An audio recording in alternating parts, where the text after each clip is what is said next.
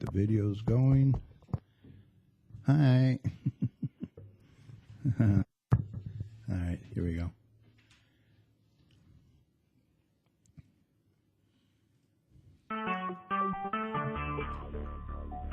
Talk shoes. Recorded live. Well, hello, everyone, and welcome back to GC Community Chat. I'm your host, Kerry, and joining me tonight is Wayne County Commissioner Richard LeBlanc, Doppler Tom and Derek Partin.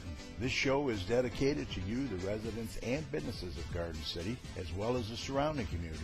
Remember, we're working hard to promote our community and yours. Well, hello, everyone, and thanks for joining us tonight. It's Thursday, February 26, 2015, and you're listening to show number 235.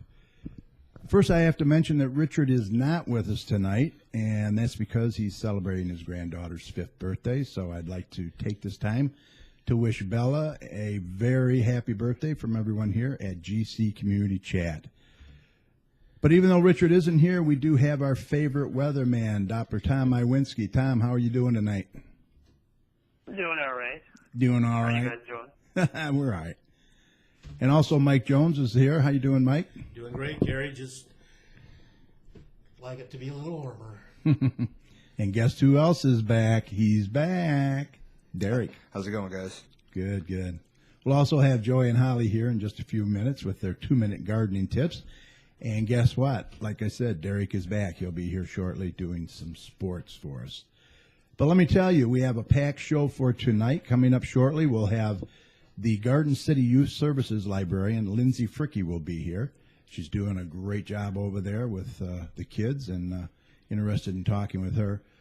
Mayor Randy Walker may be here or may not. We're not sure. He said he might stop by fresh off his State of the City address, so we'll check that out.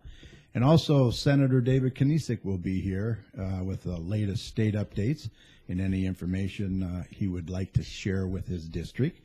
And don't forget, we'll have some announcements towards the end of the show as well. There you have it, a great lineup tonight, so why not grab your favorite beverage, sit back, and enjoy the show. We welcome those of you listening online and in the chat room, and also to those that will be watching us on our YouTube channel later on. Thanks for watching, and we appreciate your support. Now, you can join us here tonight via our chat room by going to TalkShoe.com. And at the top of the page, search for show ID 82757. That takes you right to our main show page. And once you're there, just click on the large join in button, sign in as a guest, and that's all there is to it. Now, when you're in the chat room, you can type your questions or comments at the bottom of the page, and you'll find our phone number and show ID there as well. So if you have any comments or questions for any of us here tonight, please feel free to call or type them in the chat room. Now, you can call in tonight. The number is 1-724-444-7444, and you're going to enter the call ID 82757 followed by the pound sign. And don't forget, you can always text your questions or comments to us at 734-788-9319. Now, once you're on our main show page, you'll also find all of our 235 shows over there where you can download and listen to them at your convenience wherever and whenever you want. It's also a great way to get caught up on any of the shows you may have missed. We're also in iTunes. Just search for GC Community Chat. And we're doing a video recording of tonight's show live and unedited, so you can put a face with the voice, and that video will be made available later on our YouTube channel at youtube.com/communitychatshow. We have several other shows over there for your viewing as well. And please, if you enjoy them, click on the red subscribe button. That way you'll be notified when a new video is posted. Okay, before we go any further, let's get the latest weather update from Tom. Then we'll get to Joy and Holly. And then we'll have our first guest for tonight, Miss Lindsay Fricke. So stay tuned. Okay, let's do a check on weather with Doppler Tom. Let's see what he has in store for the rest of this week and the weekend coming up. Tom, take it away. Tom, you better have some warm weather for us. I have some good news and I have some bad news. Oh, Which no. one do you guys want to hear first? What do you want to hear first? Good news or bad? We'll do the bad news. Yeah, let's do bad news. Do The bad. bad news is we're going to deal with some more Arctic air and some snow as we get into the next few days. But the good news is I do see a little bit of a milder trend coming in as we get into next week, so we'll get into those details right now. But before we get to that, we have to get through the bad news, and we're going to wrap up February right now with what we dealt with all this month, and it's been that Arctic cold air, pretty much. Early in the month, we had that very big snowstorm where we saw over a foot of snow, and then it just got downright cold for the last few weeks, and it's been staying pretty cold. And as of up to today, the average temperature for the whole entire month of February has been around 14.6 degrees, and that's the fifth coldest February we've ever had in Detroit, and those records go all the way back into the 1800s.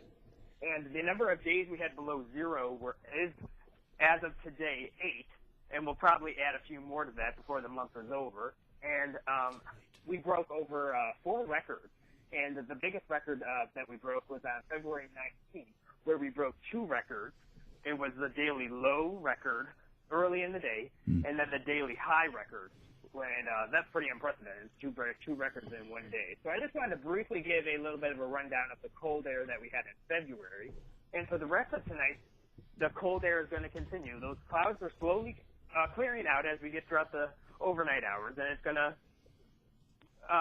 position into some more radiation cooling, and those temperatures are dropping like a rock. Right now we're at 11 degrees, and again, we're going to go below zero. And those wind chills will be around 10 to 15 below zero. They probably won't be enough to close any schools, but nevertheless, you definitely need to bundle up a Friday morning. And we'll see some sunshine throughout the day on Friday, and not a whole lot of clouds, so enjoy the sunshine. Those temperatures will try to rebound as we get into the low 20s tomorrow, so it's going to be a fairly decent day. And that nice weather is going to continue into Saturday, but before we get into Saturday, another cold night Friday night with temperatures around below zero again. So the next few nights is definitely going to be cold, and you definitely need to continue to wear your winter gear out there. But those are the last 2 nights I see where temperatures will be below zero. And as we get into the weekend, we're going to have a little bit of a pattern shift. And that's when that's where the jet stream is really going to play an important role, because the jet stream has been so far south. That's why they're getting a lot of snow in the deep south recently. The jet stream will start heading northward, and that's going to increase the storm tracks. It will be more over our area, and that will moderate the temperatures very well as we get into next week. So the first round of snow is going to start on Sunday, where we have that jet stream pushing northward into our area, and we'll probably see a very widespread light to moderate snow event, and we'll see probably minor snow totals. A few inches are definitely in the cards, but it's not going to be a very big snowstorm. And that storm will quickly move along the jet stream and head east. But then as we get into Monday, the skies will start clearing, and we'll get into the low 30s. We'll be around freezing on Monday. So that's going to be a nice change to deal with. But the bad news is, again, as we get into those warmer temperatures, that storm track is going to continue, because on Tuesday and Wednesday we'll see another storm ride along the jet stream, and that will probably be another snow storm, and there even could be a little bit of rain and a little bit of ice mixing in, depending on the exact track of those storms. And those temperatures, again, on Tuesday and Wednesday will be around freezing. So it's definitely not going to feel much cold as we get into next week, but there will be more snow and rain as we head into next week.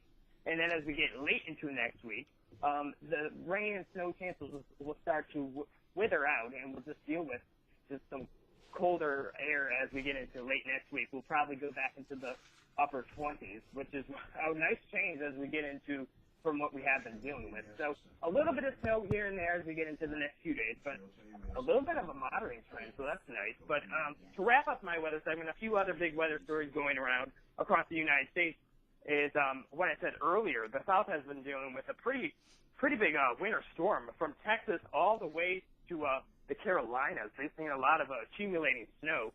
Some areas seeing close to a foot in northern Alabama, which is not rare, but it's unusual for them to get some big snow down there. But it does happen, and it has happened over the last few days. But that storm system is now moving out, and those temperatures are, again, going to moderate. And as I said earlier, the other big story is this big change that is going to be happening with the jet stream, where temperatures are going to be moderating across the Great Lakes and the eastern United States. And last but not least, the other big story has been Boston, where they're closing in on one of their biggest snow seasons on record. Last year was our biggest season on record, and they're only less than 6 inches away from getting to theirs, so they might break that. So that's a big topic in the weather department. But basically, this next week is going to be a little bit more milder. If you want to keep tuned to the next few storms that we're going to be dealing with, just go to my website, DopplerTomsWeather.com. All right, thank you, sir. A foot in Alabama? That is crazy. Yeah, isn't it? That is. You can tell. You just have to have it the setup to be right. And you know, I know Atlanta, Georgia, Alabama, that's got to cripple those people when they get snow because they're just not I know, used to they it. go crazy. They cancel school with just a little dusting. But, yeah, it can get kind of hairy down there. They don't like it. Yeah, exactly. All right, well, thank you, sir. Appreciate it. Yep. All right, now let's get the 2-minute gardening segment in here with Holly and Joey, and then we'll get to Lindsay. So hold on.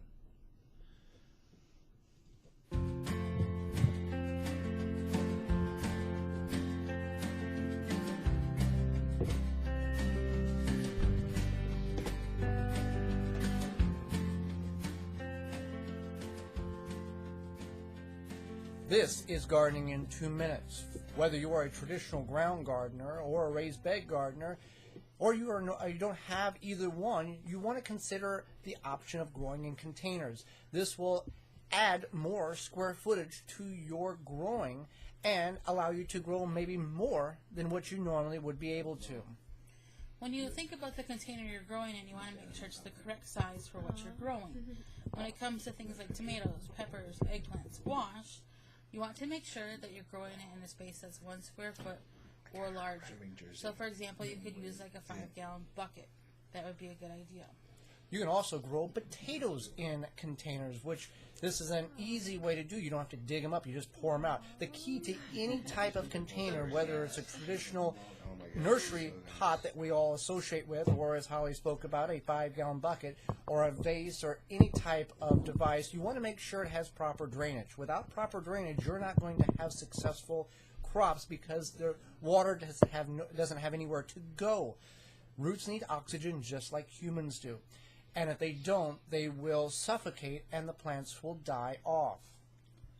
If you want to find something around your house that you want to grow in, you could use something even like grocery bags. You want to use the ones that are polypropylene, so they're kind of a cloth. It's usually labeled, and they make an excellent replacement for a grow bag.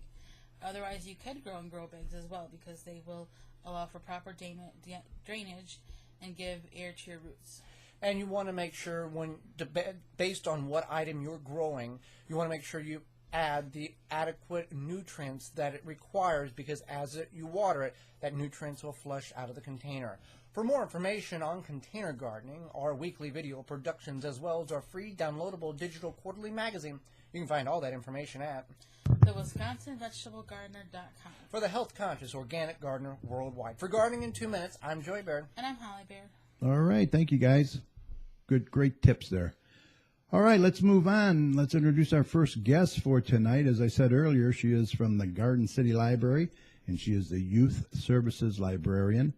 I always want to say director. And she's a first-time guest to our show. Welcome, Lindsay Fricke. Welcome. How are you? Thank you. Good. How are you? Good. Director sounds so... What do you think? We could get by with that? I'm not sure James would like that. So, first off, Lindsay, why don't you tell our listeners a little bit about yourself, and then we'll get into what a youth services librarian does, okay? Sure. Sounds good. Like you said, I'm the Youth Services Librarian at the Garden City Library. Coming up at this summer, I've been there for almost 2 years now, so it's given me enough time to get to know the community. It's been 2 years? Wow. Just about at the end of the summer. Holy cow. So Time flies, eh? It does. It does. But it's been a wonderful experience so far, and it's been a lot of fun getting to know the community, especially the kids. Mm-hmm. And where did you come from? Did you come from high school or college? I got my master's in library science from Wayne State. Wow. Correct. And then I worked at the Plymouth Library, so that's where all my experience came from. Well, after high school, what did you do? You just went right to college then? And I did a little bit of work as a teacher. I was a preschool teacher and really enjoyed working with kids. Oh, cool. But since I've always worked in a library setting, I knew that I still wanted to continue that. But at a more professional level. I used to work as a library page, just shelving books. Okay. Just Get the basic experience work. in that. Correct. Yeah. And then I got a feel for the library world and then wanted to do a little bit more. Awesome. So I saw on your Facebook page that you can't wait to show your Dr. Seuss display. Correct. That's right. I just finished the Dr. Seuss display at the library this week. He's got a birthday So it's coming up or something? Correct. His birthday is actually the 2nd of March. Okay. But we're going to have our program on a Saturday so that we can have more families come out and attend that. That's actually on the 7th of March. Okay. When you say youth, I assume it's not just toddlers. Do you have like teen activities too? Are you trying to get teens Correct. into? Correct. Although my title says youth services, I also do teenagers as well. Mm-hmm. So I'm pretty much birth all the way up to 18 years old that I plan programs for. I also order the materials for all the teens as well, and their CDs and any DVDs that would be of interest to the teens as well. We'll get into some of the activities in a little bit. Sure. I believe last year you did a children's story time. Is that something that you still are going to continue? Or? Yes, we run 5-week story times. We actually are in the session right now, so next week will be our 3rd week. Okay. So they run 45 minutes long, and it's for ages 2 to 5 currently. And we do stories, we do finger plays, songs, and a craft at them. That's cool. You've been a busy girl, I'll tell you that. Definitely. That's for sure. Always trying to have something going for people. So what are some of the programs that you've been working on? I know you wanted to mention a few tonight. I mean, it's for the toddlers, the little ones, and then the teens too. Why don't we cover all of it? We just mentioned the story times. Those are drop-ins, so no registration is ever required. Then coming up in March, like I said, we have the Dr. Seuss party. We're going to show a movie and have some games and obviously birthday cake to celebrate a party. Now, is there ever a cost for any of this? Or? Most of our programs Donation? for library programs are free. The only one that will be of cost this year is going to be the one that's coming up in March, which is our Easter extravaganza. Okay. It's actually a Kiwanis program that the library is partnering with the Maplewood Community Center as well. Right. So that'll be the only one that's a charge. But all the library programs are absolutely free of charge. Oh, cool. Also coming up in April, we're going to be celebrating the National Library Week. Okay. So we have a professional juggler coming out to do various acts that we're anticipating is going to be a lot of fun for all ages. That's pretty cool. Cool. So you get, the parents and everything, right? They partake, right? Exactly. And then our biggest excitement is the summer reading program, which starts about a week after the kids get out of school in June, and it runs through August. And all those programs are free. We have programs every night on Wednesdays. This year it'll be at 6 o'clock. And they're usually an hour long, all free. Parents get a kick out of everything. Kids love it. There's food, fun. How are the turnouts? Turnouts pretty good? Wonderful. Upwards to 200 people per program that come in. Are We you actually borrow serious? the community room across from the library hall. It's in the same building, but just across the hall. That's amazing. Yeah, that and it's is wonderful. great. We hire a lot of professional entertainers to come, and it's our big time to shine. That is really cool. Now, what do you have going on for the teens? Or did we cover that? No, we didn't. Actually, I'm going to be going to the high school up in March. I'm going to be participating with the library media specialist. She's also on our library board, Nancy Schultz-Speck. We're going to be participating in the greatest book competition, where they read different books and they're put onto different teams. I did it last year, and I'm looking forward to going back again, and we talk about different library things there. We're trying to start up a book club for teens that's going to run every other month, as well as a teen scrapbook club. And occasionally we show teen movies as well. We did a Fault in Our Stars party, which was a wonderful turnout for the teens, where we had food for them, and then we showed the movie, and then we gave a copy of the movie as well as a couple books away. Wow. As well. I think you mentioned, I heard or read somewhere where something to do with summer jobs for teens or something. Do you help them try and We do get a have some job resources on our website. resources? Mel.org is a great website that people can go to access various resources, not just for teens, but they have stuff for kids and homework help, and they also have articles online for adults as well. But we do have links on there as well. So all the computers are available on that too for the kids, right? Correct. Awesome. What about volunteers? That's a lot of work. You just don't do it all yourself, right? Correct. I rely heavily on a lot of volunteers. Obviously, we have the Friends of the Library that help support and fund a lot of the programs through our ongoing book sales at the library. A lot of the funds go from that. We also have got Kiwanis and other various organizations in the community that have been very forthcoming with donations, whether it be monetary or just the volunteers and their time to put forth all the effort that goes into running a successful program. So if somebody wanted to volunteer, how would they contact you? They can call the library, and then they'll transfer you to me, and then I'll try to take care of it to see which. And what's that number, do you know? The library phone number is 734-793-1833. or they can send me an email personally. It's Fricke, my last name, the Fricke at gardencitylib.org. Okay, and then naturally library is on Facebook too, right? Correct. You can find us on Facebook. We're also on Twitter as well. Now you have a newsletter. Correct. How would they go about getting the newsletter, anybody? You can actually access the newsletter on our website. You can request it to be sent to your own personal email so you never miss any upcoming programs. Can I request that? Sure. Yeah, I'd like you to send me You it. sure can. Otherwise, you can just stop on in. It's a quarterly newsletter. Our Okay. new one drops on March 1st, technically March 2nd because we're closed on Sundays. Yeah. But you can pick it up first thing Monday morning, and it'll be available. You have Saturday hours now? We do. Okay. We do. We're open Friday and Saturday for our weekend hours from noon to 5. Oh, that's good. Mm-hmm. Yeah, so put me on the newsletter, send it to me, because then I'll help promote a lot of it if I can for you. All right, great. All right. Sounds great. Mm-hmm. Contact info. I already covered that. What else did you want to cover? Any other programs? Just a lot of fun things coming up in March and April. Mm-hmm. We're going to have a Barbie birthday party. March is National Craft Month, and I know a lot of the kids get excited to make crafts. Mm-hmm. So we're going to have a craft night. We're going to be decorating birdhouses in March as well for upcoming spring. We're also partnering with Smart Money in Michigan. We're a big sponsor of that, so we're going to be decorating piggy banks.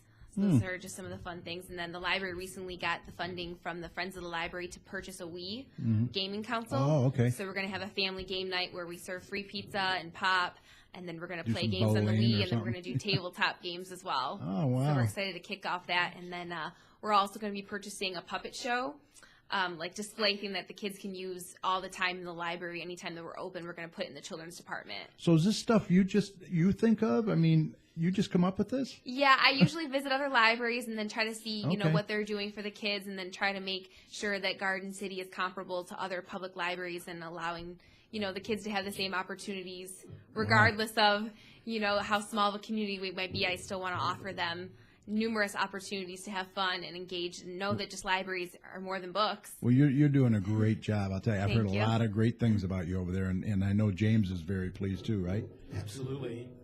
He sings your praises frequently. Yeah. Thank you. I appreciate it. Anything you want to mention? The only thing that I had individually was to piggyback on the Easter extravaganza. Mm-hmm. Going to need help filling eggs, I Yeah, understand. On the March on the 10th. 10th, from We're having 6 a prep to night. 6 to 8, we're going to have egg stuffing. We'll have 1,500 plastic eggs. Derek, you want to volunteer? Go over there and stuff some eggs? That need candy. We'll see what's going on. That need candy. So the more people we get to volunteer and help with that, The quicker the you quicker get it you done. get through 1,500 eggs. 1,500. Wow. Yeah. Wow. It's a lot of eggs. Very time consuming, but so worth it. Yeah, yeah. Well, the kids have a great time, I know. So, you know, it's all about the kids, right? Correct. I mean, that's what it is. Whatever so. makes them happy, we'll do it. Yeah. It's going to be quite an event, that Easter egg. Easter This the first year for that? That's going to be the first year that we partner with Kiwanis for this. Okay. Correct. But you've had it before. We had an Easter egg hunt last year. It was a smaller scale. So obviously partnering with Kiwanis and the Maplewood Community Center is going to make this an opportunity to expand the amount of families and children that can participate. Now, if the weather's decent, will you do any of it outside, or would it all The be whole hunt's basically going to be inside? outside. Oh, and then okay. indoors, we're going to have various stations. We're going to have a movie. We have crafts. You can take your picture with the Easter Bunny, and then all kinds of snacks always. Yeah, Well, I'll come for the snacks. They were trying to request a volunteer to be the Easter Bunny at lunch today at Kiwanis. I know that. I didn't see anybody step up and say, "Oh, I want that job." Well, it might not be too bad if it's cold, man, be Yeah. inside that. But if it's hot, forget it. Kiwanis did an Easter egg hunt program for years, but in those days we were able to get a lot of resource help from the Parks and Rec people. Right, right. But then when the budget got tight and they couldn't really afford to participate in that, we didn't even have anything for a year or so. And then, as you said, we had a smaller event last year. But this is going to be pretty big with a push from the library and the support from Maplewood Center. We're looking for quite an event. The tickets, I wanted to just mention, the tickets go on sale. You do need a ticket Okay. to enter into the event. The tickets go on sale March 2nd. March as 2nd? well. And there's a limited number. Correct. So you want to make sure that you get to the library as soon as you can to And make what's sure the cost, purchase. you know? It's $3 per child Okay. or $5 for a family of 4 children. Family. And adults are free. Okay. Awesome. So make sure to come next week. Sounds like you got it down pat. You're rattling off them dates like nothing there. You got to. Well, hey, it's been a pleasure having you on the show. Thank you. If you don't have anything else that you want to mention, then I guess we'll say. Just always check our website, Yeah. www.gardencitylive.org, And- and you can find the calendar of the news of events that are going on, any library happenings, or give us any comments on there as well. And come visit you at the library. Of course, come see me.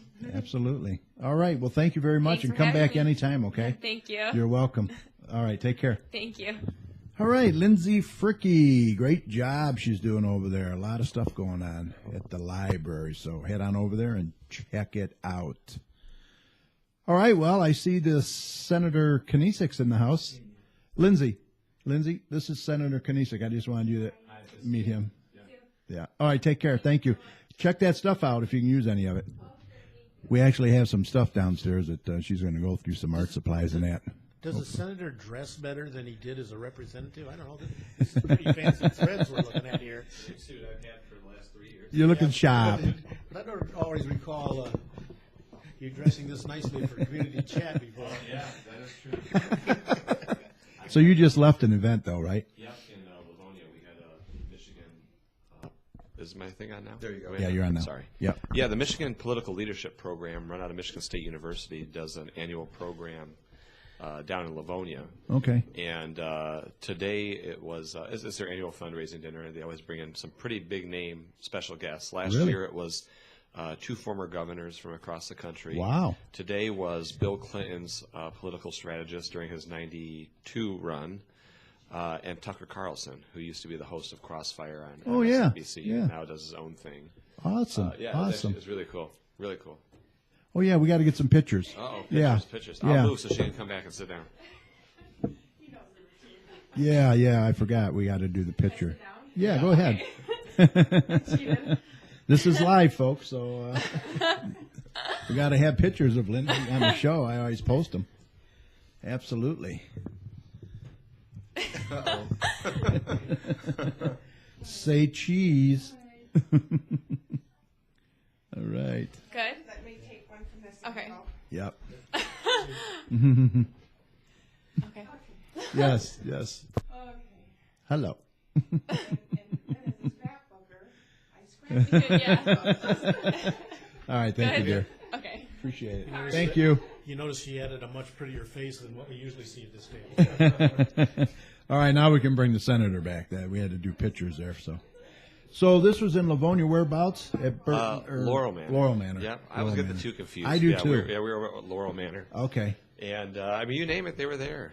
Kozowski was over there, ran into him. And Okay. folks from the House side and the Senate side, it's sort of who's who, I guess. And So was anything mentioned about Hillary? This guy going to help her out? you know, it was interesting. Tucker, has been a political observer for a long time now. Uh-huh. And he spoke about, really the differences that the parties have experienced over the last couple of years. He thinks that Hillary is not going to get a free shot at it. He thinks that, if you look at the parties historically, whoever gets chosen to be the candidate or the nominee for president, it's not who is the most experienced or most qualified, most anything. It's whoever fits the moment. And he seems to believe that, sort of when you look at Democrats right now and who and what are the big issues. Right. He doesn't think that those issues are Hillary Clinton's issues. Really? When you're talking about economic populism and stuff like that, I mean, that's Elizabeth Warren. And so he seems to think that even though Hillary, appears to be poised to take it, and certainly on her own merits and being a Clinton, she could do that. I don't think Warren's running, though. He seems to think that by January of next year, simply by the forces of history, Really? he said like a goose into a jet engine, she Sucked in there. will be sucked into the forces of history by just the What are your movement thoughts that's on going that? on. You think? I have no thoughts on that right now. I'll tell you that. Yeah, I have I no don't thoughts. But it's above my pay grade, so I don't got to worry about it. Yeah, exactly. Well, now it's above your pay grade, but we have great hopes for the future. 8 years from now, we're going to move you into a higher pay grade. Right, exactly. That's too funny. Hey, we're joined by the mayor of Garden City, Mayor Randy Walker. How you doing? Great, good to be here. Is your mic on? I don't know. Slide it up. Right there. There you go. Is it on? Yep. Can you hear me now? Yeah, doing good, doing good. Fresh off your State of the City address. Yep. That was excellent. Very good. Thank you. Glad to have it behind me. Good turnout. Try to cover all the departments in the city and inform the residents. And Were you pleased with it? yeah, I was pleased with the turnout. The food was good? The food was excellent. I think Kim said they had like 85 people there. Yep. I actually thought we had more than that. It seemed like we It had does. more than last year. Yeah. But Yeah, no, she said I may it was not the have heard same. the number right. She was at lunch today, and I thought that's what I heard her say. But yep. No, it was a real And good you know what turnout. else was a nice touch? I like the T-shirts, man. Yep. That was a big hit. They had, And corporate graphics donated though. yeah, They just called up and said, "Could we bring 100 T-shirts to give out at your State of the City address?" white T-shirts with the Garden City logo on I them. saw that Awesome. right when we were walking in. That's nice. Awesome. Yeah. I didn't get one. no, because you had to do your politicking and get up to Lansing by 10 o'clock. My medium shirt's a little loose. That'll fit me, yeah. I'll give it to you. That'll fit. Medium. Yeah, okay. Oh, my gosh. So, what else you got for us, Mayor? Well, I just came from the VFW hall for the Relay for Life kickoff. Oh, that was tonight, wasn't That it? was tonight. So Yeah. they're getting I've been they're getting mentioning prepared that. for that event in May. So Going to be a little bit different, they're saying. Yep, it's going to be 22 hours, Yeah. not 24. Right. It's going to finish, I think, at 8 in the morning. It starts at 10 on Saturday, but I think it finishes at 8 a.m. on Sunday. Was there a pretty good turnout tonight? There was probably 20, 25 people in there. Okay. But I was just there for the first, 20 minutes. Yeah. And that was over at 75? Yep, Fort Vanoy. Yep. Cool. Well, we got the senator here. What do you got for us? I got a little update for you. All right. Yeah. Is this breaking news? It's not breaking. We just introduced this legislation last week, and it deals with medical marijuana. Oh. And so let me give you that's always the reaction. So let me walk you through it. So we had that ballot initiative here in the state of Michigan a couple years back. Yeah. 63% of the voters approved the use of medical marijuana for certain conditions. But it needs to be tweaked badly. We're getting there, brother. We're getting there. Okay, cool. And so what you had after that was the legislature wrote a bunch of laws dealing with the medical marijuana, medical cannabis, whatever you want to call it. Yeah. And they did not do a very good job. No. And what they failed to do is to talk about dispensaries whatsoever. And so, here in Garden City, across everywhere else in my district, we've got these dispensaries that are popping up giving out the medical marijuana. Well, number one, there is no place in statute that says that dispensaries are going to be the approved way for caregivers and patients to interact to receive that medical cannabis. And so it was just assumed that that would be the method through which you would do Can't it. assume anything. Right. So we've had the Attorney General come out recently and say that because it's not in statute anywhere authorizing the existence of these dispensaries, essentially every single dispensary in the state of Michigan right now is operating illegally. And so, obviously if we had the police and the manpower and all the other good stuff, you could go and shut them all down. But we don't have that. And so what we're trying to do right now is a couple things. The first one, and the mayor will be happy to hear the list, because it includes folks like him at the end. The first is that it establishes and regulates what we're calling medical marijuana provisioning centers. So it's these dispensaries where the patient, the caregiver can go. So that's number one. It's actually going to be in statute so that we have something that we can enforce. Police can't go out and enforce laws that don't exist. Right. So that's number one. Yeah. Number two, for the people that are in a legitimate receipt of having the card and can go get the medical cannabis, third-party testing of all of the medical cannabis. So you're not growing some, I hate to use the word product, but bad medicine, and then giving it across to the patients that could be infected with Lord knows what. Yeah, right? chemicals. Absolutely. Yeah. So third-party testing to ensure that any patient who's coming to get their medicine can have the peace of mind of knowing that it is reasonably free of any sort of contaminants. Okay. The third Pure. piece, absolutely. The third piece, now we're going to bring in law enforcement.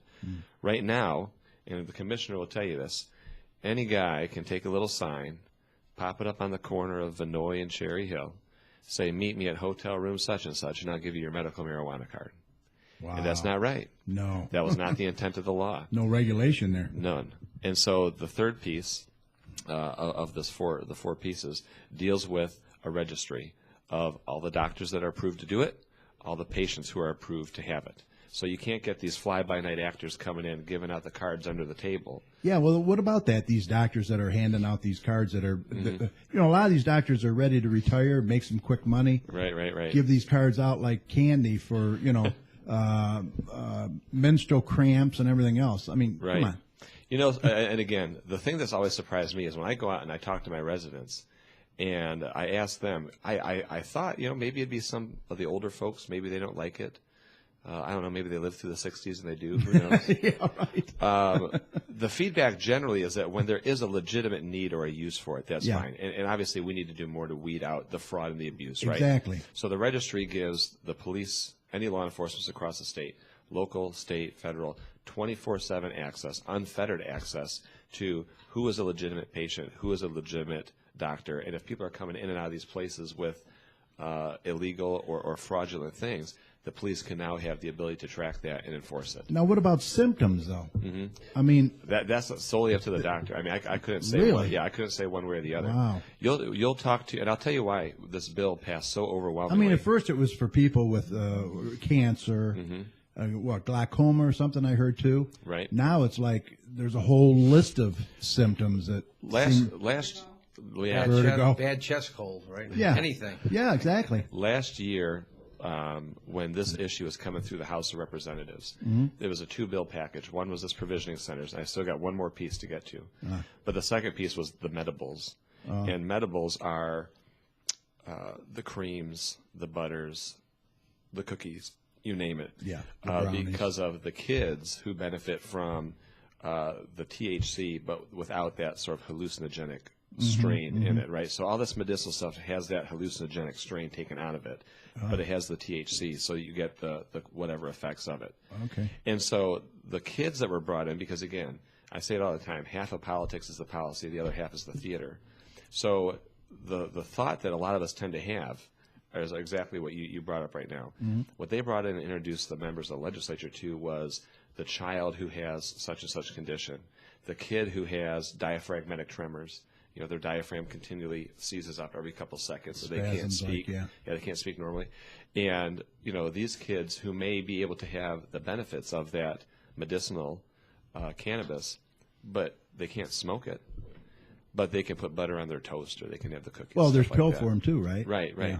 And those bills passed overwhelmingly bipartisan. I think it was 97-13 when these came out of the legislature last year. Because, again, right now it's the wild, wild west. No regulations. You can do whatever you want, say whatever you want, get whatever you want, and off you go.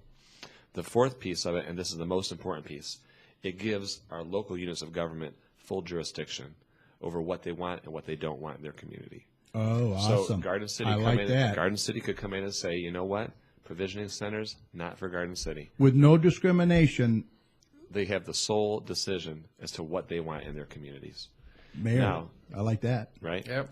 So now I will say, obviously, for the ones that are currently open and operating, Yeah. now it's going to be difficult to go back and, Hydroponic. right, it's going to be difficult to go back and push these Kick guys out them the out. door. But again, because it gives the locals that jurisdiction, it also gives them the ability to adopt local ordinance and to have the police then go out and enforce that ordinance. Okay. So I'll tell you, in Northwest Detroit, which I represent as well, we've got places with huge marijuana leaves on the flags flying in front of the places.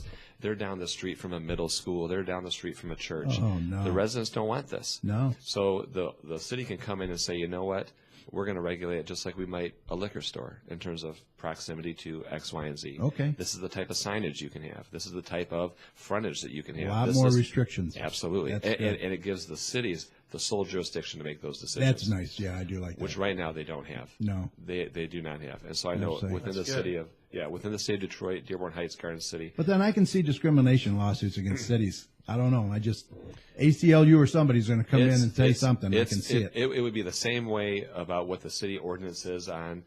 You pick it. We go through this stuff all the time with the businesses and the trash or whatever it is. I mean, we have those local ordinances. Snow emergency parking on the street. Yeah. So that the city can project or maintain whatever sort of image it is that they want. And I'll give you a great example. This is a business wanting to come into. I'll give you a great example. And if you want to talk about precedent, and obviously legally precedent is everything. Mm-hmm. Last year when they opened up, or then when they began the construction project on the new Joe Louis Arena downtown, part of that construction agreement was we are going to open up the new Joe Louis Arena. We're going to have commercial use, mixed use space. We're going to have residential space, and we're not going to have any cash checking places. We're not going to have any strip clubs. Okay, there's a good example. We're not going to have any. Yeah, so it is. I did hear that. It is completely within the rights and the jurisdiction of the municipalities. As long as it's spelled out right from the get go. Exactly. They have no problem then. Right, and so both of those bills, the provisioning centers and the Meadows, they passed the Senate and the House. Or pardon me, they passed the House overwhelmingly last year, and got bottled up in the Senate. And so this year, folks came to me and said, you can work well on both sides of the aisle. Here's the issue. And I'll tell you who's pushing the issue the most is the people that are in the marijuana industry, the medical marijuana industry. Because, again, as with anything, there's good guys and there's bad guys. Right. And and the legitimate guys, right. I mean, they want that protection. Right. And so when I talk about this issue, it's so funny because the media, their first question is always then, well, what about you, Knezek? You ever try it? And I say the answer is no. And nobody believes me because I'm 28 years old. I think, of course, he had to have tried it. We're in the service. But that was the thing. When I was in the service, zero tolerance drug policy. Yeah. You couldn't even try it if you wanted to. When I was in, we would step off the ship in Panama or somewhere, and they had little hooches set right up there on the piers. Look at that. And look at me. I turned out okay. Yeah. Yeah. So again, that's I never tried it. I went up to Grosse Pointe because, again, I've never interacted with these guys before and girls. I don't know what it's like. So I went to check out a provisioning center in Grosse Pointe. And, they had the designers that did MGM Casino come in and do the storefront and this, that. I mean, it's nice stuff. And I'm asking them, how do you track this? How do you track that? And they say, well, we do this third-party testing. We do this reporting, self-reporting every week. Not everybody does. So these guys who are operating by the rules are saying, we want these bad guys out of business. So they're policing themselves right now. If they want to. Yeah, if they want to. This legislation says you don't have a choice anymore. Voluntary, they don't have to. Is it safe to say we'll never be like Colorado? Honestly, Mayor, I don't know. Hey, look at Alaska got it now, and then D.C. I don't know today, because and they're under federal jurisdiction, right? D.C. And so that's the thing. Right now, all these states that are adopting it and legalizing it and taxing it are in violation of federal law. The commissioner would sit in this chair and tell you that. I mean, is D.C. then? Absolutely. D.C. is in violation of federal law. Colorado's in violation. Alaska's in violation. Oregon's in violation. Wow. But, the Attorney General has said that he has no interest in pursuing or changing the policies if it is adopted by the will of the voters. They just want the revenue. Colorado's loving the revenue. Oh, my God. Colorado has amazing. Colorado has a statute that was adopted years ago in their constitution that says if the state collects a certain percentage of tax revenue, they have to give back the overage to the residents. Colorado collected so much tax revenue on the sale of medicinal marijuana this last year.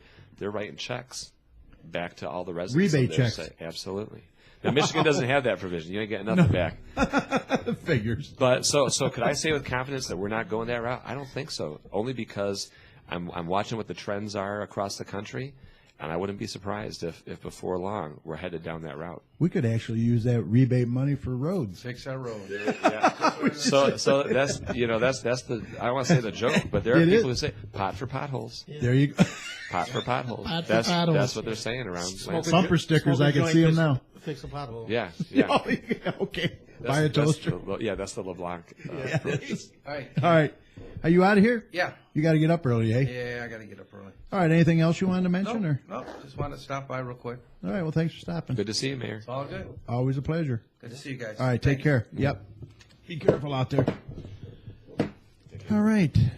Derek, you can take the hot seat now. All right. So everybody's in violation of federal law then? Technically, yeah. Jesus. Technically.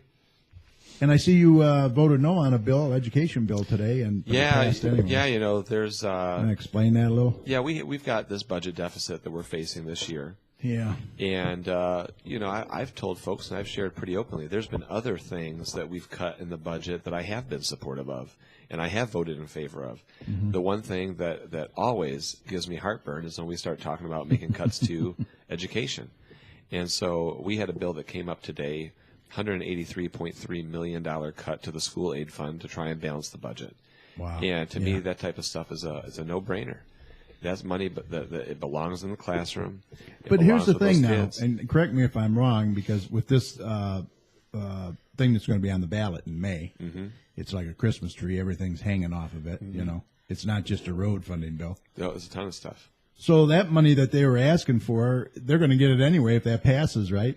I mean, this is stuff that they took away, and now we're going to give it back to them if we voted for Yeah, if that passes. Well, so first I say the cuts that were made today, I mean, this was a one-time cut, right? Okay. So it wasn't like it's going to be a yearly type thing. Yeah. But because we're in the bind that we are and we have to balance that budget, they're looking for places to cut. Yeah. What stands to happen as it relates to education, if Prop 1 passes in May, is an additional, I think, north of $300 million that would go into the school aid fund. And so, again, some folks say, because there's restricted funds and there's unrestricted funds. Some of these, I mean, to be forthright with you, when you look at the budget, $52 billion budget, of that, a very significant percentage is restricted funds that can only be spent on X, Y, and Z. Certain things. Money that comes from federal government. We, as members of the legislature in the state, I would venture to say we probably only end up tinkering, if you will, 20% of that budget. Really? Because so much of it is restricted and cannot be touched due to whatever, sort of federal and state statutes. Yeah. And so today they wanted to take that money from the school aid fund, one-time thing, use it to balance the budget. And that's just something I don't support, and it was an easy decision. And, as you can tell by the responses and the shares and everything it didn't pass Facebook, by much, though, did it? I think it was 24 or 14. I Oh, believe was it it was. that Yeah, much? 24-14. Okay. You got some Republicans to vote with you. Yeah. Wow. Yeah. I think three Republicans voted. Wow, that with is- us on it. Yeah. So again, it's when it comes to the budget stuff, I want to run a fiscally responsible state just as much as the next guy. The more responsible we are, our bond rating goes up. It's going to allow us to borrow more money, make more investments in the economy. Yep. The question when it comes to the budget, I've said it once, I'll say it 1,000 times. It's a question of priorities. And after today's vote and others like it, we're not prioritizing the right things, in my opinion. And it would be pretty simple to put together a progressive tax policy that places levels of taxation or no taxation on the right things and the right people at the right levels, and we would be square. You had mentioned that before on the show, priority. I mean, it's... Oh, yeah. It is, I said it time and again, it is the number one largest fundamental ideological difference between the Democrat and the Republican Party in Lansing right now. How you create jobs. I believe that when I got more money in my pocket and you got more money in your pocket and my residents got more money in their pockets, there's more discretionary income for them to go out and invest in the economy. A good example is when gas prices dropped. Absolutely. Oh, my God. Do you saw what happened when the gas prices Absolutely. dropped? People had more money to go to the movies, Yes. to go to dinner, Restaurants. to buy some clothes. Every restaurant I went by were packed. It went through the roof. Through the roof. That's how you stimulate the economy. Exactly. That is how you do it. And folks on the other side, not all of them, seem to believe that if you give tax breaks to the biggest and the best and the richest, it's going to find its way to trickle The down. job creators. Right. It's all about the job creators. There is... The job creators create more profit for the job creators is what they create. There's a great movie out there called Inequality for All by Robert Reich. And Robert was the Secretary of Labor under President Clinton. Oh, yeah. And he is talking to a number of multimillionaires who tell you, when I make more and more and more and more money, I may be a millionaire, but I only sleep in one bed at night. Well, I Warren can only Buffett tells you I that. can only go out to eat for one dinner a night. Yeah. I can only do X amount of things one time. So it's not like that additional money is allowing me to have additional time to do additional things. Isn't it Warren Buffett that says that Warren's very progressive on they these should issues. be taxed more? He has no doubt in his mind. Warren Buffett will tell you that his secretary, who makes $50,000-$60,000 a year, she pays 30% in taxes. That's the tax bracket I'm in. I pay 30% in taxes. Warren Buffett pays about 8% of his income in taxes. And folks then come back and they say to me, well, David, he makes $1 billion a year. 8% of $1 billion is a whole lot of money. And I'm not disagreeing with that. But what about the 30% But I will that tell woman, you, his secretary? that 30% hit to someone who makes $50,000 that's a year what it is a huge hit Huge. compared to somebody who 8% of $1 billion isn't even a blip on that guy's Drop in the radar. bucket. Ain't even a drop. So again, the Inequality for All movie I thought was just so eye-opening when you're talking to people who are of tremendous wealth and means, but who understand. Where is that, on YouTube, or where can you find can it? get it on Netflix, I think. Oh, Netflix? This Okay. guy, he does a number of businesses. One is he makes pillows. He said, if people can't come buy my pillows, I'm not hiring people. I'm not putting people back to work. The example I use is a friend of mine, and the commissioner will tell you, who owns a local auto dealership. The changes to the tax code in Michigan resulted in him bringing home an additional $500,000 the other year. $500,000 additional dollars. Oh my God! I said, brother, with $500,000, you can hire 10 new people at $50,000 apiece. Now that's creating some good jobs. So you're going to do that? He says, heck no. No. Nobody else is coming here to buy my cars. I don't need to hire additional porters to move them from point A to point B. I don't need to hire additional mechanics to fix the cars because I'm not selling any more cars. I'm not selling any more cars because people don't have the money to come buy my product. He says, so until I get he's more taking people, that $500,000. he's taking it all the way to the bank.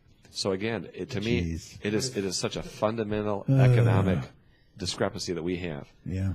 And If 10 more people were making $50,000, it might be a few more people could buy some cars. right, What was the name of that movie again? right, inequality for all. Inequality for all. And you talk about. I know we're on like such a trip now, but in the period following World War II until I believe it was 1988, 90% of the increase in discretionary income and all this other what have you went to the people on the lower end of the income bracket. Everybody shared the wealth. Yeah. Since 1988, 0% have seen the rebounds or the benefits of that growing economy. It has gone to everybody at the top. And the problem is when we have those conversations, it sounds like we're trying to pit people against one another and, trying to my friends on the other side of the aisle will say, well, you're just angry that they're successful. I'm saying, heck no, I'm glad they're successful. I want to be successful. Right. But I don't want to have... But I want to see other people successful Absolutely. too. I don't want to have this huge gap. And it's so funny when we talk about Medicaid, all these other things, people on the side of the aisle, they don't like these entitlement programs. They don't like any of this stuff. And that's fine. You know what would keep people off entitlement programs? If they had jobs. Yeah. If they had an economy that they could actually tap into and be a part of. Yeah. You take somebody off of welfare because you put them into the workplace, you're saving state dollars.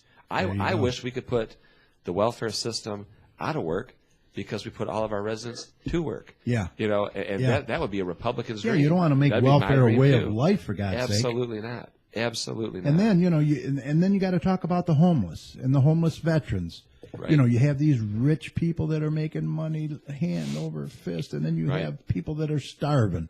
Right. I mean, come on, where's the balance there? It's just frustrating because, do I think we're the greatest country in the world? Absolutely. But I think we still got a lot of work to do. A lot. To take care of the least among us. You know what I'm saying? Yep. And we talk about it today. You mentioned the veterans piece, and we send these guys and girls overseas. Do not send them over and then fail to take care of them when they come back. I know. It's just not right. It's how many trillions of dollars you spend on this war, and we can't spend a penny. I know. I mean, obviously we're spending some money, but seriously taking care we're of. way behind. Absolutely. Are we still 50th or whatever? I think we're up to 49th now. Oh, wow. Yeah, Let's big celebrate. jump, big jump, Not. big jump. So it's frustrating, yeah, and I know we kind of got off on a little trip there, but again. No, this is all stuff that people want to hear and they want to talk about. And, I mean, It's either that or talk about the road funding. Right. Well, that's just And depressing. That's just and we've depressing. just beat that to death on this show. Right. Thank God Richard isn't here tonight. Or we'd be 17% increase. buying a toaster, fill a pothole. Yeah. I hope he's listening. I know. I told him he better because I wish Bella a happy birthday. Oh, that was so cute. Yeah, Yeah. they're at McDonald's So, today. yeah. Yeah, he's got a wonderful family. The apple of his eye, Yeah, he's got a good one. other than Cheryl. We think. We hope. We hope. So what else you got for us? Yeah, that's really the only issues that are hot and heavy. I'll tell you. You've been busy, I know, all over the place. I've just been swamped. It's tough settling into this new district. It's 3 times the size, as you know. It's a lot of territory to cover. And it's just nonstop. I was telling Cheryl about downstairs. Tomorrow morning, my day starts with a 7:30 meeting and ends with a 9 o'clock p.m. meeting. But is it here or is it in Lansing? All over the place. Really? All over the place. Dearborn Heights, Garden City, Detroit. I think one is in What's going on in Bloomfield Garden or City? something like that. I don't know. I have to look at my calendar. I'd have to look. I tell folks it's funny. You know, I'm. You know how Ron Burgundy, whatever was on the teleprompter, he'd say it. Yeah, right. When I wake up, whatever my calendar says to do, I do it. That's it. Yeah. Yeah. Go be here at this time. Okay, I go. And I do it. how's your office and your staff and everybody doing? Staff's great. Mike's getting some rest. I hope so. If the thing is, they'll joke with me all the time. They say we don't like working for a Marine because you don't really stop, and that means that we're not allowed to stop. And I'll be texting them at 2:00 in the morning, and they're like, you need to let us sleep every now and then. But you know what? I bet there isn't a one of them that wouldn't want to work for anybody else, though. They're a good That's crew. for sure. They're a really good crew. They are. Yeah, very They lucky. take And I care of tell you. everybody, your team will make or break you. They will. You are. I mean, And that's like that in a lot of things, If I did not have You own a good business, staff, your employees I'd make or break you. I'd be up the creek, big time, because there's just so much. There's so much. Have you got your cards, your new cards yet? I do, and I put them over there. All right, Yes. sweet. I saw you pick up the old cards, Sweet. pocket those, and replace them with the new ones. And don't forget my new intro I want. Yeah. What really matters. What really matters. Yeah. Exactly. So, Mike, anything you want to bring up? No, I've been his ear on the roads thing and on the charity poker stuff enough, and I know he's not going to forget those issues. Oh, I know where he stands on it. Yeah. Oh, yeah. Yeah. Oh, real quick, I had Kim Dold up in Lansing. I saw the pictures. Yeah, I was. Well, she was there for some DDA.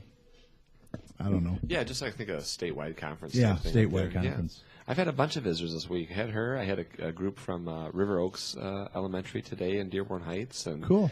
We're putting together the plan right now. March is reading month, so I'll be back. I think we picked 11 different schools for me to go speak at in March. Oh, wow. Yep. 11. Ooh, that's a lot. I think I got 2 in Garden City, 2 in Dearborn Heights, 2 in Redford, 2 in Inkster, 4 in Detroit. So how do they do that? Do they have like a little assembly in the gyms, or What we do you know? do, what we do Or is do you go in the classrooms, library?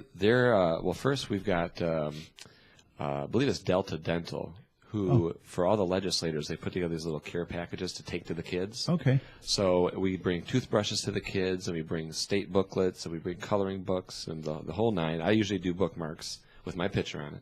Good. And just something to scare the kids off at night. Yeah. Take it home to mommy and daddy. Right. And so so I'll take if I'm speaking to 1 or 2 classrooms at each school, I'll bring the same number of bags for the kids. We just set it up ourselves, and we'll say okay. The center will be here. Pick 2 classrooms, 3rd or 4th grade, and pop in, read, ask some questions. They ask me some questions, and just have a good chat. So. It ends up eating up your Mondays and your Fridays during the month of March. Yeah. But it's cool. I tell you, sometimes it just blows my mind how these kids get it. Yeah. Whether it's the respect for people that are different than you piece, or the good government piece, or whatever. I mean, you hear it from these kids, and it's like, God, why do you get it?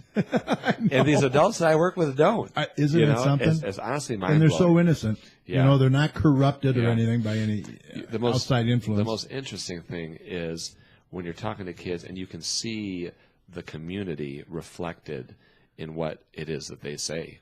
When I'm in some communities where crime is high, you hear the kids talk about, well, I think that we should have security cameras on all houses so that bad guys can't break in. Wow. And you realize, That's when you tough, talk isn't that, it? yeah, Hear that. or I talk to kids in Garden City who, maybe their friends, family aren't doing too well, and electricity's off or water's off. I think that everybody should be able to have a shower every day.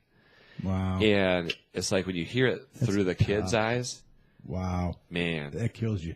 It does, because you realize that is reality for that child. Yeah. Whether it's living in fear of violence, or where that next meal is going to come from, are they going to see mom and dad that night? I mean, whatever it is, like that is their reality. And that's coming from them. I mean, from their heart. Right. Not to mention, they see and hear too Right. at home. Right. What's going on. So it's a Out of the killer. mouth of babes. Yeah, exactly. Yeah, it's a shame. I don't know. So, well, nothing else, I guess. No, that should be good for now. We're coming up on 9 o'clock. So Well, I'm glad you made it. Yeah, yeah. Absolutely. I heard your son was here. I had to hurry up. Yeah.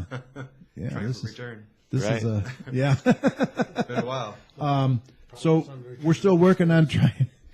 You've had all these people to visit you, and I still haven't got there. I figure I'm Still gonna working see, on the I'm, bus? I'm going to see how long I can take without you coming up.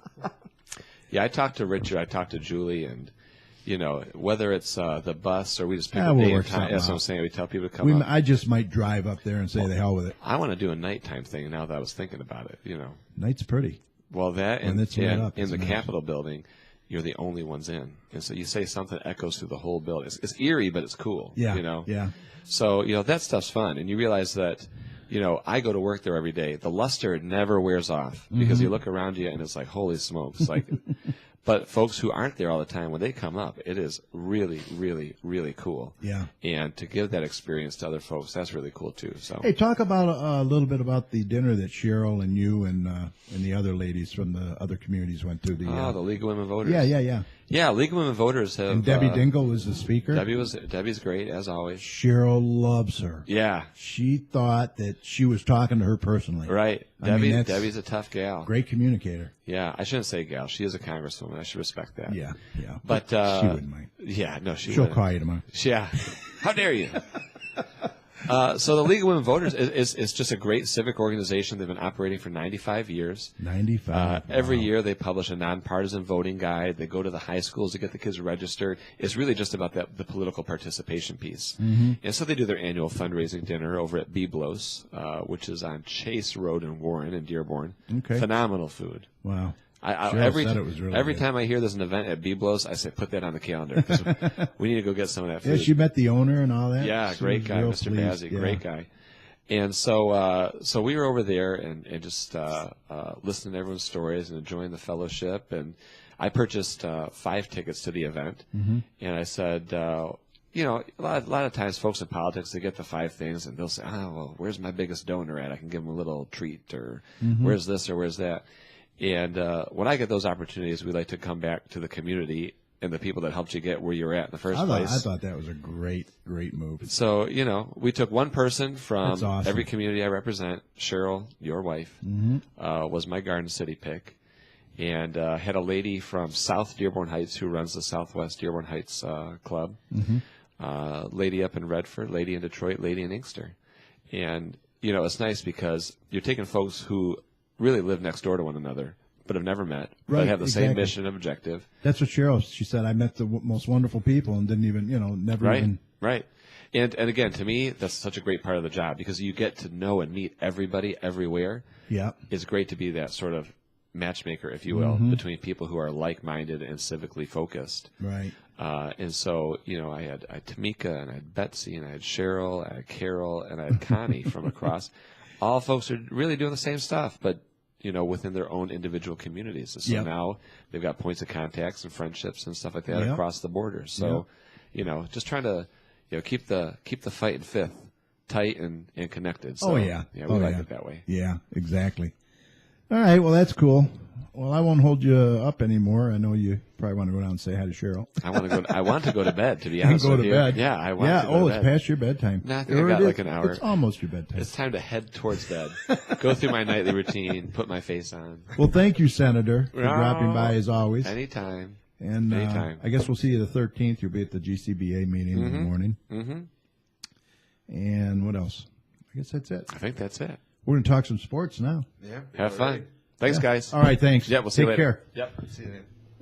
Careful, man. All right. Senator David Knezek. Awesome. All right, we're going to move on here to sports here shortly, but let me just mention, actually, the open house Randy talked about for the Relay for Life was 6 to 8 p.m. tonight. Said it was a good turnout. I just want to get to the relay when it is. The Relay for Life for Garden City is going to start at 10 a.m. Saturday, May 30th at the Garden City Middle School track on Radcliffe south of Ford Road. Also, don't forget, different this year, it's going to be a 22-hour event rather than a 24-hour event. Most people, it still will be overnight. Most teams generally start packing up by 8 a.m. anyway. Local businesses are still being sought to get behind the event. Sponsorship opportunities available are at varying levels. Benefits may include such things as a company logo printed on event T-shirts and banners. To register for more information, go to relayforlife.org or call 800-227-2345. Or you can reach Rochelle Holloman. She is the new person in charge of Relay for Garden City. Rochelle.Holloman at cancer.org. HOLMAN. And the next city council meeting is going to be Monday, March the 9th, 7 p.m. at 6000 Middle Out Road. The council urges all residents to attend. All right, let's bring Derek in here. Welcome back, sir. All right, it's great to be back. How are you doing? Yeah, hanging in there. Hanging in there? Got some few sports stories to touch on real quick. All right, let's do it. What do you got? Where's my intro? Oh, you know what? Let me play. Oh, it's been so long. Here we go. How about that?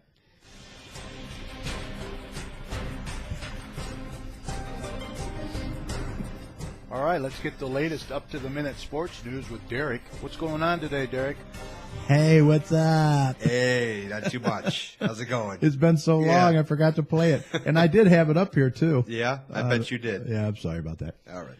So what do you got for us? Well, to kick off, we'll start off with NHL news. The Red Wings play the Sharks tonight at 10:30 on FSD. That's a late one. It's a little bit of a late one. They're on a 6-game road trip, 5 of which are on the West Coast. Mm-hmm. They're currently third in the Atlantic Division with a 33, 15, and 11 overall record. Not too bad. They got 77 points, which is actually 22 points more than they had at this time last year. So big. Is it really? Oh yeah. Wow. So big improvement. Yep. They got a pretty good latch on at least for a wild card, because I know that Washington has the one of the wild card spots, and right now.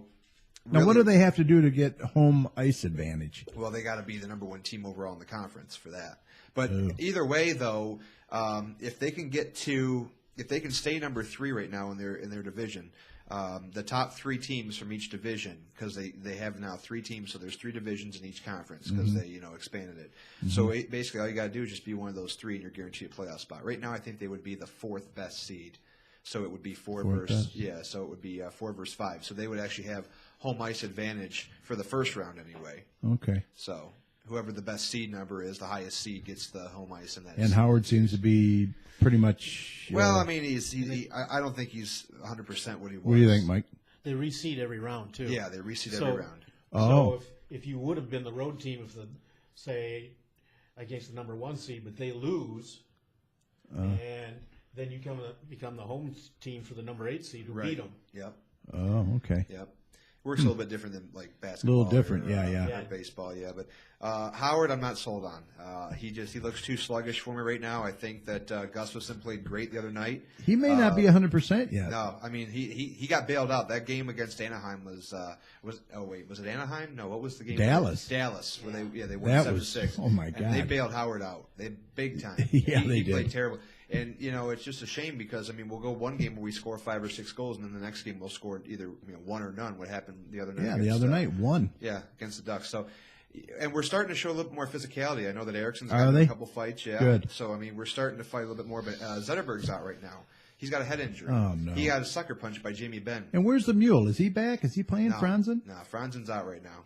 So I'm thinking that he'll probably be back within the next month. He'll be back for playoffs. No, he'll be back for playoffs, but he's got concussion issues, head problems, and Zetterberg's out right now. He's got, I believe, an upper body injury. He's got possible head injuries. So I know earlier you and Mike were talking about trade deadline. What do you think? You think they're going to trade for anybody, or I don't think that he's going to move a hand. I don't see where they can make a trade that's going to improve them in the playoffs this year without giving up too much of the future.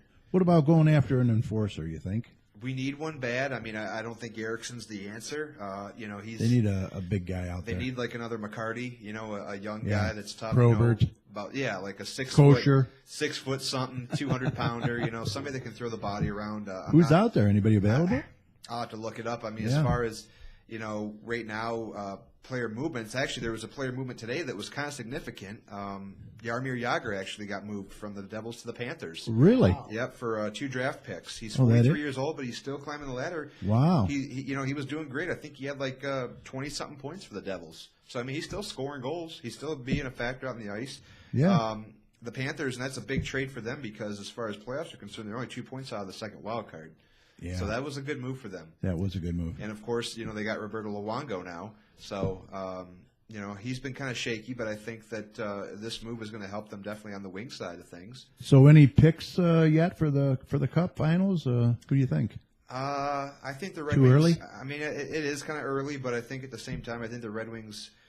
It really all comes down to being hungry, and I think that the penalty kill has been a little bit sluggish lately. They've been letting up a little bit more power play goals than what. And then they, like you said, they've improved so much this year. Boy, it'd be Number a waste. one power play. The 2 highest point teams, I think, are Nashville and Anaheim. And that came out of nowhere. Nashville. Can you believe that? Yep. After we left that division, I know. they've taken over the West. Wow. I just read something where I guess the Blackhawks have been having some problems in the locker room. Uh-oh. So maybe fat Between heads. players, you mean? Oh yeah, not coaching. Not agreeing with players and coaches just not agreeing with what's going on the ice, play calling and whatnot. But Chicago's kind of sluggish a little bit too. I think they're like I want to say they're like 4th or 5th overall in the conference. Boston's having a struggle year. Well, if they're having problems in the locker room, then it's reflecting their play. Yeah, Boston. I can't believe them. I mean, the powerhouse team. They haven't lost really anybody since they won their last cup. Yeah, and I think they're barely hanging on to a playoff. And what happened to Patrick Waugh? Oh, with Colorado, yeah, that team did a complete 180 from last year. Yeah, wasn't he Coach of the Year or something last year? Yeah, from Coach of the Year. Now they're in bad shape. They might not make the playoffs. Jeez, unbelievable. All right, well, how about moving on to what? Lions? Let's do baseball next. Okay. We got 39 days till opening day, so counting down. They're already in Lakeland practicing. I see them on the news in Lakeland, man. Just it looks so nice. BP, man, the crack of the bat, just 75 degrees and it's awesome. Green grass. Jealousy, yeah. We won't see that for about 2.5 more months. No. You notice their ground is green, not white. Yes, very. It's looking good so far for Victor and Miggy to be back there for opening day. Oh, so we awesome. Hopefully, fingers crossed on that. My God, we need V-Mart for sure. Outside the Tigers news, I read today that, do you know who Los Angeles Angels outfielder, you guys know Josh Hamilton, right? Yeah. He actually suffered a severe drug relapse over the offseason. Oh, no. Involving cocaine and alcohol. Oh, that's too bad. Yeah. How did he fall off the wagon? Yeah, he turned his life around. He won the batting title when he was at Texas. Had a great year with them. Got traded or I guess re-signed or picked up by the Angels. Oh, is that disappointing? And they booed him out of Texas. I remember that in the playoffs. And he just couldn't find his ground in L.A. And I guess he had a drug relapse over this offseason. So is he in rehab then, or again? Yeah, he's going to go through rehab, but I believe he's going to be facing some suspension from the Major League Baseball. Wow. So that's tough. That is too bad. NFL news. Obviously the Lions they cut Reggie Bush, which was. I like the move. Not surprising. I like it too. I don't saves mind it. $1.7 million on salary cap, which he's injury prone. Yeah, my injury God, prone. He could never stay healthy. Never had his full potential when he was with Detroit. No. But I think with Joik Bell, our future is pretty bright. I like Bell, and I see really us do. probably drafting a running back 2nd or 3rd round to as a backup. And you guys think they're going to keep Sue, I mean? Oh, yeah. I think that's why they freed up some of that cap space. I mean, we could go without him, but I think it's to help. Mike, you don't think it's a slam dunk, do you? No, I don't, because I'm not convinced that Sue is convinced that he'll sign with them. Yeah.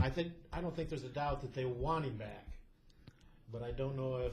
I think he wants to come back. It all comes down to his agents. Yeah. I was just going to say that. It's the agents, his agent man. tells him he can become money a highest whores. paid defensive player someplace else, and he can't get that same money from Detroit. Yeah.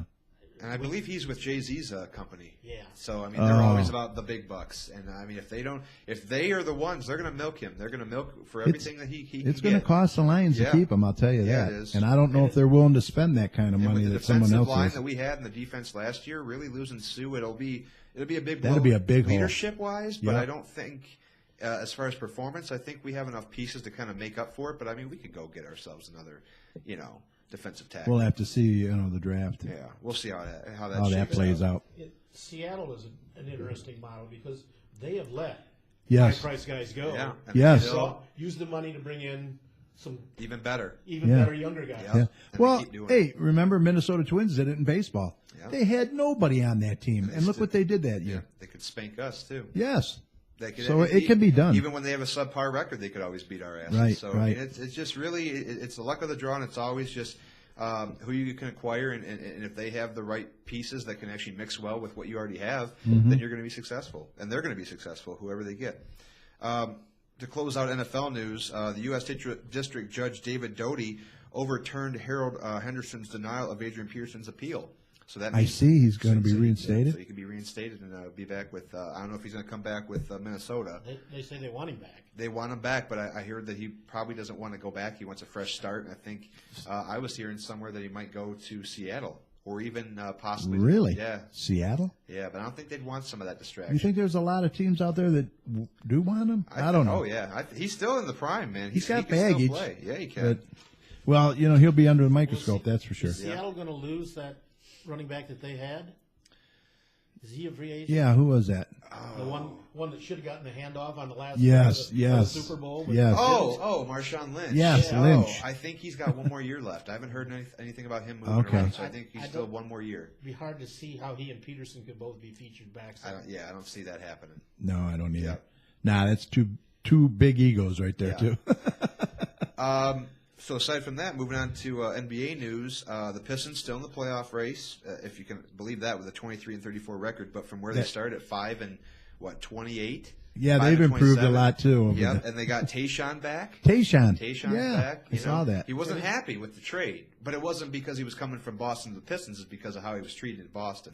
Oh, okay. This Reggie Jackson looks like he's a young guy who could help them for 5 or 10 years. Oh yeah, he could be the future. Okay. I was shocked that we acquired him. I really didn't think that we were going to be able to get him. When do they play again? Do you know? Is it tomorrow? They play tomorrow. Yeah, there are only two games going on tonight. But, Okay. They're only one game behind Brooklyn for the 8th seed. So I mean, they're right there. Well, I think having Tayshaun back, he's going to like it here. I mean, he liked it here. Palace Prince. He never did We want to drafted leave. him. Yeah, We drafted him he first never did round, want to 23rd leave. overall. Yeah. I think that'd be a good fit. And staying with the Pistons news, I know that he wasn't with us, but Rip Hamilton retired after 14 years. Finally. Really? Didn't even know he was still playing. Who was he playing with? Boston, I think. He was with Tayshaun out there? I think he was with Boston. I think you're right. Yeah, so he retired Rip, after 14 seasons. Rip is gone. Yes, sir. What do you think? The last of the 2004 Piston championship team, except for Tayshaun, isn't it? I think Ben retired. Ben's gone. He's had problems. Rashid just retired. Rashid. Chauncey, I think. Well, he's still with us, or is he? Did he retire? Chauncey's gone. Chauncey, I thought retired. He did. Yeah. So they're all. He was with us, and then I think he Well, retired. Tayshaun's up there. I think he's like 35 or 36, so he's only got a couple more years left. Yeah. But he's played 2 games, and I think he actually got off the bench. I think he scored like 8 or 9. It'd be nice if they make the playoffs. Yeah. I'd like to see that. I think they will. I think they can. What They did? got go ahead. four young starters, 25 or under. I like Yeah. Caldwell Pope. That's the future. That's the future, man. Yep.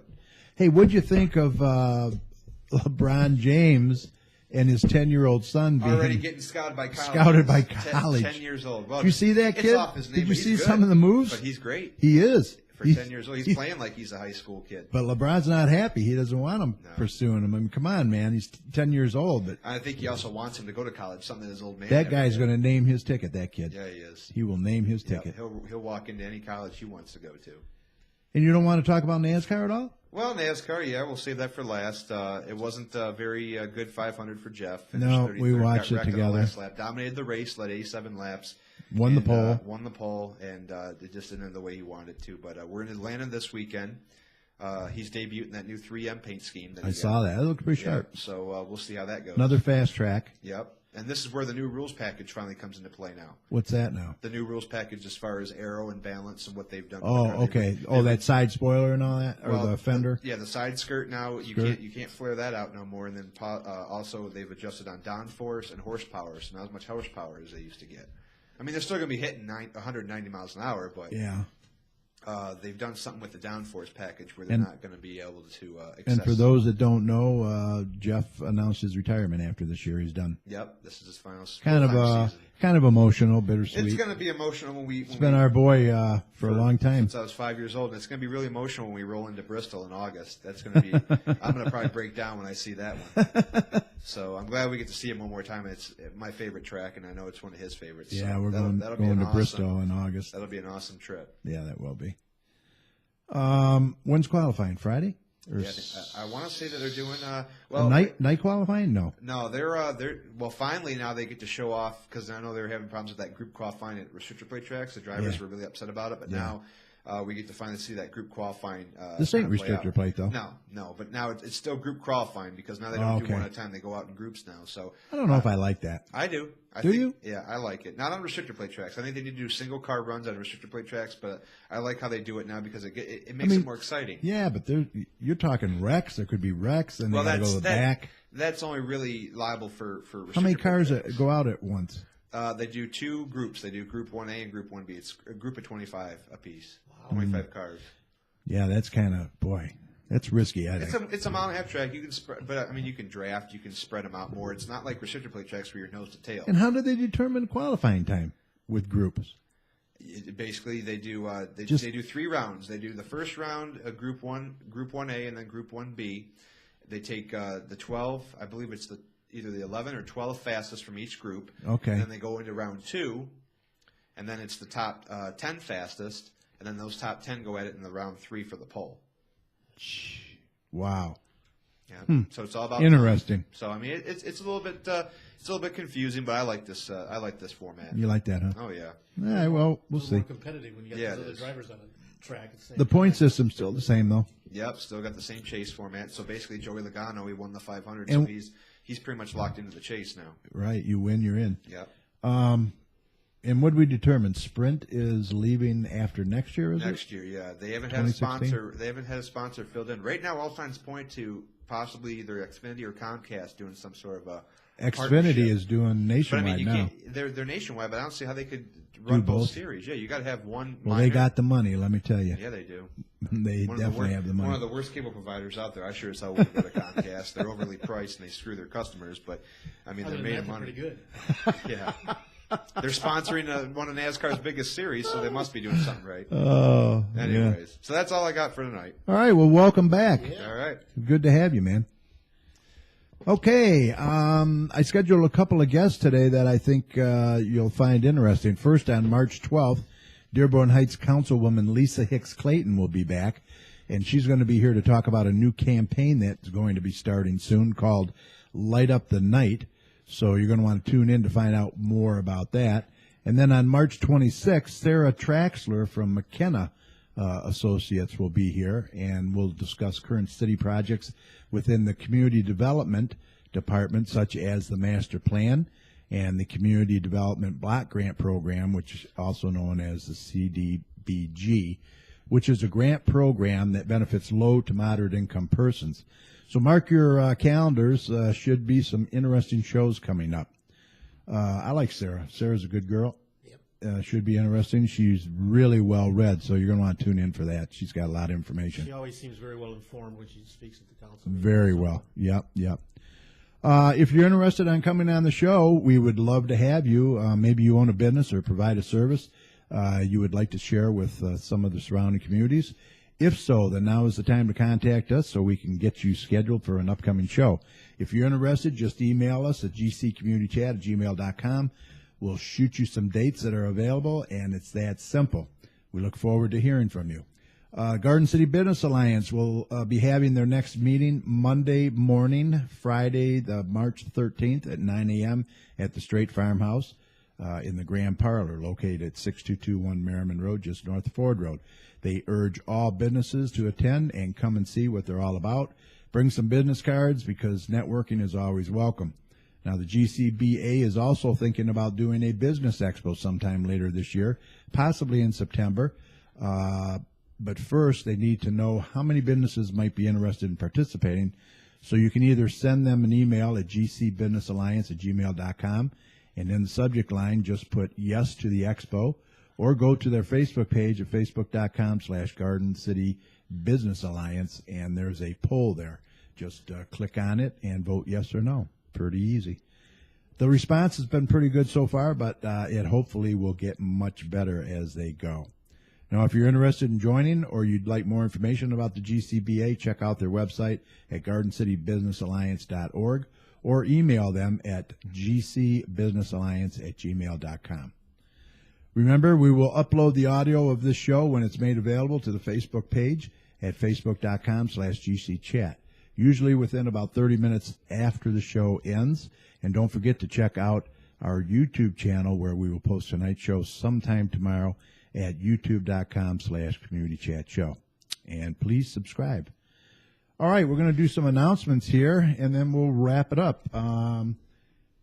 There's going to be a euchre tournament Saturday, February 28th at the American Legion Post 32, 9318 Newburgh Road in Livonia.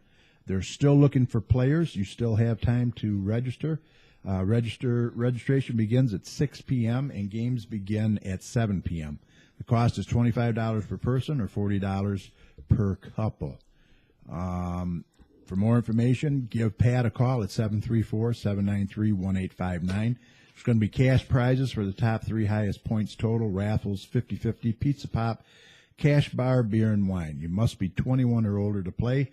Proceeds to benefit our home food pantry, so sign up for that. Also, the hottest vendor show in town. Join some of your favorite vendors at the hottest venue in town at Albert's on the Alley, Saturday, March 7th from noon to 5 p.m. They're going to have such vendors as Origami Owl, Pure Romance, 31, GCYAA Progressive Raffle, Sensi, Tastefully Simple, all kinds of stuff. Mary Kay is going to be there. They're going to have raffles. So come get everything you need to fill those Easter baskets for all your special some bunnies. There will be something for everyone guaranteed. Bring your friends and have a delicious lunch too. Shop, eat, drink, and try your luck. March 7th, noon to 5 p.m., Albert's on the Alley, and there is no cost to attend. Mike, what do you got over there for us? I got a couple of things, actually 4 things I wanted to mention. Okay. First of all, the Garden City Lions are having their 24th annual pancake breakfast. Mm-hmm. It's Sunday, March 15th at 8 a.m. to 11:30. As usual, the special guest cooks are the Garden City firefighters, and this is being held at the Moose Lodge, 538 at 29137 Ford Road, parking in the back near the vacant Powerhouse Gym in the same parking lot that you use for Orange Jewelers, but just down a little bit further. Breakfast will include pancakes, sausage, scrambled eggs, juice, coffee, milk. Cost is $5 for adults, $2 for kids 12 and under. Food is always good. You always have plenty of it. That is a heck of a deal, isn't it? It's a great time. If you want more information, you can contact Bob at 734-612-1775 or Vicky at 734-524-1330. Mm-hmm. Also, the Garden City DDA is having a Willie the Red Pig Road Rally. This is on Saturday, April 18th. Registration starts at 5 p.m. at the Maplewood Center. Rally begins at 6 p.m. Teams of 2 or more. Costs of $10 a person. Join the fun and help raise food for the Gardenville Garden, city's only community garden where we grow and donate food to local food banks. Mm-hmm. Solve clues and puzzles to reach each secret location. Acquire bonus points for funny photos. Clues are mostly Garden City and Westland locations. Get your team together, have even more fun. Each team is encouraged to have a theme. Cash prizes and trophy for winners. More information can be obtained by contacting Stacy at 734-261-7387. And a couple of little items. In addition to the City Council's regular scheduled meeting They're having a second round of goal sessions on Tuesday, March 3rd, in the at the police department in their activities room. The last one was very interesting. They each expressed their number 1, 2, 3 ideas. They asked for more figures from the staff on costs for these various things, and hopefully they will do some selection on this meeting on March 3rd. It's at 6 o'clock.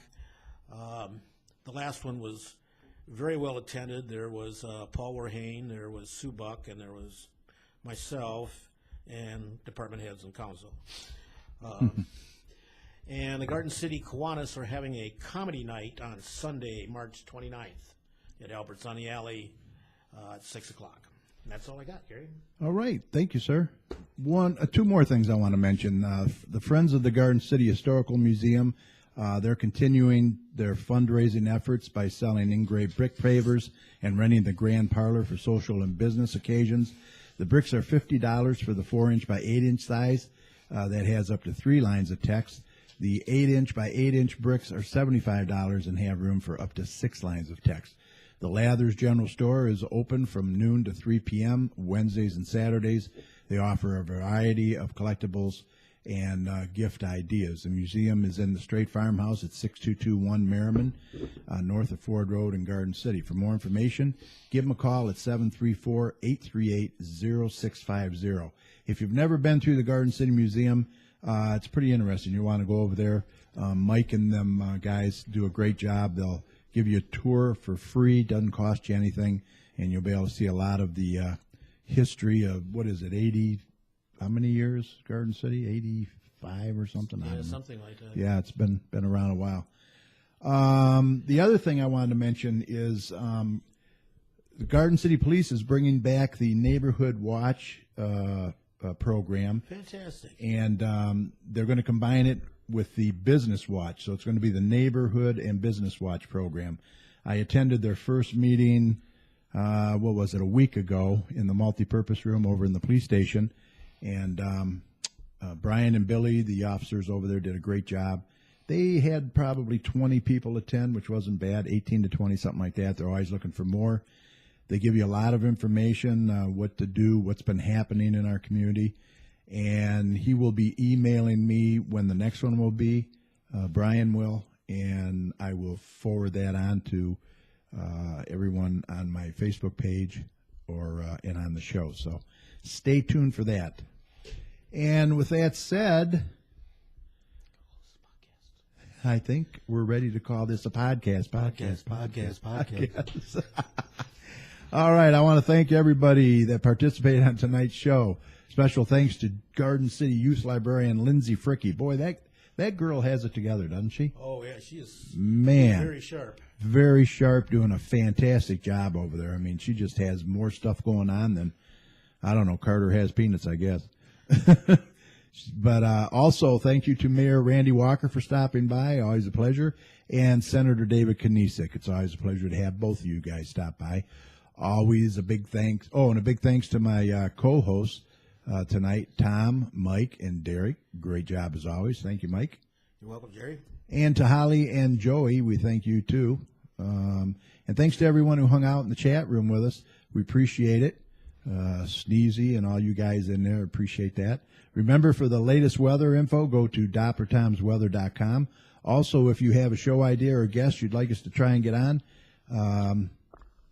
send us an email at gccommunitychat@gmail.com. We'll do our very best to provide that for you. So we hope you enjoyed tonight's show. We had a lot of good stuff. Remember, the success of a community depends on the community, so please support your local businesses. And also, if you see something, say something. Look out for one another out there. And check out and subscribe to our YouTube channel at youtube.com/communitychatshow. So on behalf of Tom, Derek, Joey, Holly, and Mike, thanks for listening. Take care, and see you next Thursday right here on TalkShoe.com. Good night.